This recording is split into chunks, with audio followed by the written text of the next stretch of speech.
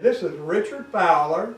I'm John Kilpatrick with Okolona Aikido, Louisville, Kentucky, USA. Now, everything that we've been demonstrating for some time now has been with straight attacks, and we felt like those are easier to study, and also just in a practical way. I've watched probably hundreds of knife attacks on YouTube, real knife attacks, from surveillance cameras and things, and almost all of them, actually all of them that I can remember seeing, were either straight stabs where the guy comes in and stabs you, or ice pick overhand attacks where they come in like this. So these were the attacks. This, just a matter of practicality, this is what you almost always see.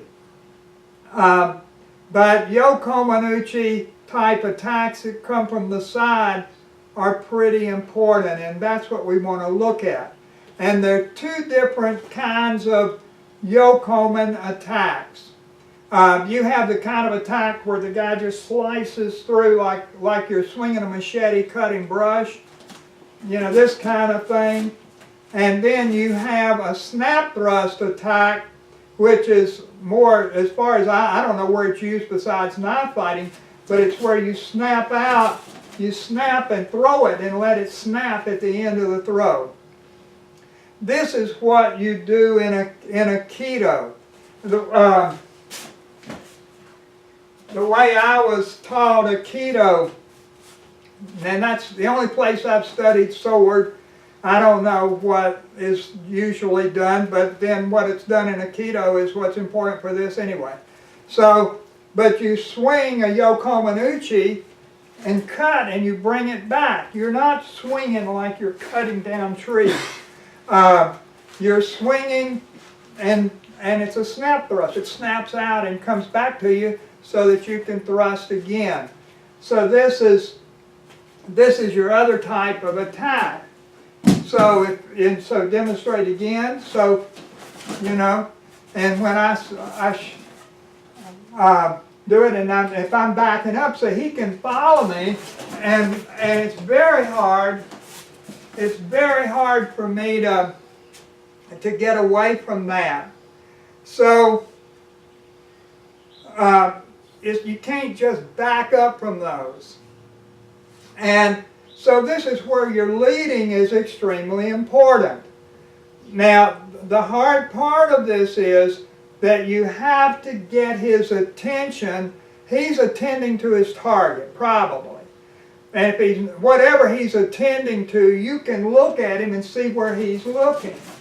So if he's attacking my neck, I want my hand between his face and my neck, and then I'll lead him, then I take the hand and lead him on with it and get my neck out of the way. If he's attacking my belly, then I look, and then my hand's lower, because I'm trying to, I want him to follow my hand and not my belly. So that's that part. And then, then the rest of it is fairly simple. He attacks, and then I step aside. We like to hit this arm and disarm the guy. This is what O-sensei, there's not many videos of him against a knife, but when he's fighting swords, this is what he does. Then you can step in like we do and hit the guy in the face, and then hit him in the back of the head and throw him and all this stuff. This is very easy. You don't have to know many techniques. But the really nice thing about this is that using this kind of movement, all your standard Aikido throws and all, or at least most of them, are just right there. So it's pretty obvious this kind of thing is what was intended. This kind of leading really sets you up for Aikido throws. And a frustration I've always had is I didn't think people could really do Aikido techniques the way they were trying to set them up. I didn't think I could, and I knew that people couldn't do them to me.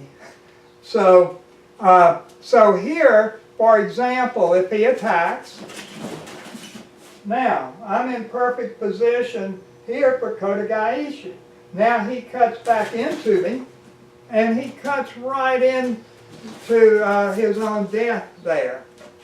So this is really nice. One other thing about it, and then we'll stop this.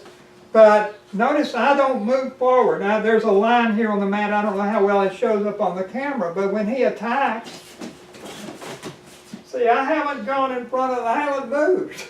Really, I moved out and then I moved back, but I let him pass me. And so this is really safe. This pulls the person in. You're not having to attack him. It gives you plenty of time.